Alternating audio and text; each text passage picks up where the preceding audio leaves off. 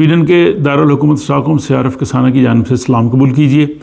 आज का व्लॉग अप्रैल के महीने में स्वीडन में आने वाली तब्दीलियाँ, नए कवानीन और अहम दिन जो हैं उनकी तफसीलात पे मुश्तमिल है।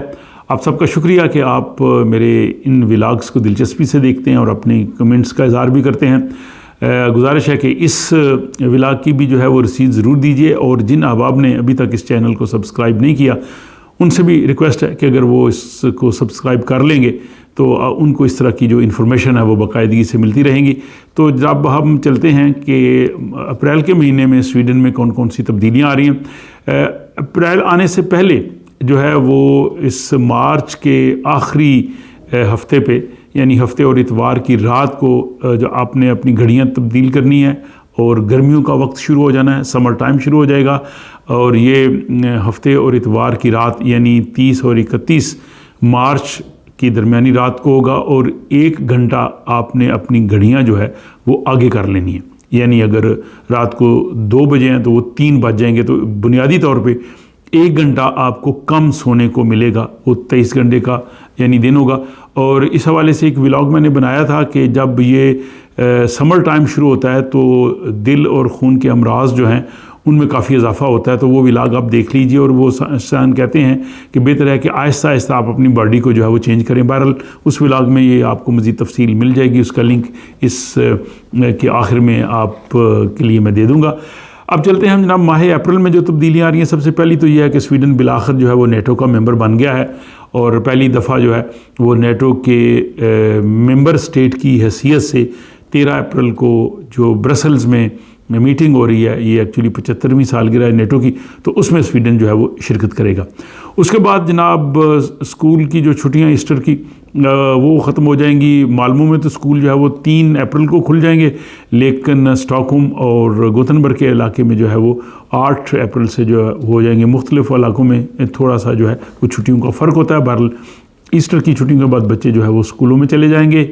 और फिर इसके बाद जनाब अप्रैल में बहुत इंपॉर्टेंट डेट है, इससे पहले भी व्लॉग्स बनाए टैक्स के हवाले से, कि अगर आप 3 अप्रैल तक जो है वो डिजिटली जो है वो अपना जो टैक्स के पेपर हैं उनको साइन कर देंगे, भेज देंगे, तो फिर यह है कि 9 से 12 अप्रैल तक आपको आपके जो पैसे बनते हैं वो वापस आपके अकाउंट में आ जाएंगे। लेकिन जिन लोगों ने पेपर्स की सूरत में अपनी टैक्स का भेजना है तो वो 14 अप्रैल से 2 मई तक, 2 मई आखिरी डेट होती है। 2 मई से हर सूरत पहले आपने अपनी टैक्स रिटर्न भिजवानी होती है, वरना फिर आपको फ़ाइन हो जाएगा। इसके बाद ये है कि जनाब स्वीडन में ईद उल फितर जो है वो 10 अप्रैल बुध के रोज़ जो है वो मनाई जा रही है। तमाम मसाजिद ने जो है वो ऐलान कर दिया, जो स्टॉकहोम की सेंट्रल मॉस्क है उन्होंने भी पहले से ऐलान कर रखा है। तो जनाब ईद उल फितर की जो है वो पेशगी मेरी तरफ से आप सबको दिली मुबारकबाद, और दुआ है कि ये ईद तमाम इंसानों के लिए, दुनिया के लिए मोहब्बत, खुशियों और मसरत का जो है वो पैगाम लेके आए। तो मेरी जानब से आप सबको दिली ईद मुबारक। उसमें बाहर का जो बजट है वो स्वीडिश पार्लियामेंट में पेश होगा 15 अप्रैल को। इसमें तो वो कोई है कि जो रीजन्स हैं इनके लिए 6 बिलियन स्वीडिश क्राउन की इमदाद रखी जाएगी, क्योंकि हेल्थ सेक्टर में जो है वो काफ़ी ज़रूरत है रीजन्स को, क्योंकि रीजन्स की ज़िम्मेदारी होती है हेल्थ की। इसके अलावा 1.3 बिलियन क्राउन जो है वो एयरलाइंस को दिए जा रहे हैं, ताकि वो बैगेज सिस्टम को जो है वो ज़रूरत है उनके लिए। और फिर जो बच्चों वाली फैमिलीज़ हैं स्वीडन में, उनको घर के किराए के लिए जो स्पेशल बोनस अज़ाफ़ी इमदाद दी जाती है उसको भी जो है वो दिसंबर 2024 तक जो है वो बढ़ा दिया जाएगा। तो ये बहरहाल मज़ीद ज़ाहिर है जब ये बजट 15 अप्रैल को पार्लियामेंट में आएगा तो उसके बाद ही पता चलेगा। और इसके बाद यह है कि अवामी मकामात पर जो कैमरे लगाने हैं, हुकूमत का जो तजवीज़ है, इसकी रिपोर्ट जो है वो 15 अप्रैल को सामने आ जाएगी। और फिर जनाब छठी खबर ये है अहम अप्रैल के हवाले से, कि स्वीडन की पुलिस को जो है वो जराइम को कंट्रोल करने के लिए, मनशियात को कंट्रोल करने के लिए जो है वो ख़ास एरियाज़ हैं जिनको स्टॉप एंड सर्च जोन्स कहा गया है। तो 25 अप्रैल से उनको इख्तियारात होंगे कि पुलिस वहाँ पर रोक के आपकी तलाशी ले सकेगी।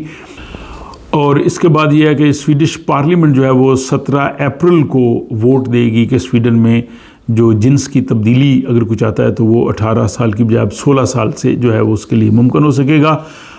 और फिर अप्रैल में एक और अहम तारीख है, वो है 13 अप्रैल, जिस रोज़ स्वीडन के जो स्टूडेंट्स हैं वो यूनिवर्सिटीज़ में एडमिशन के लिए जो टेस्ट होता है होगस्कूल अप्रूव वो देंगे, तो पूरे स्वीडन में हज़ारों तलबा जो हैं वो शरीक होंगे इस इम्तहान के लिए।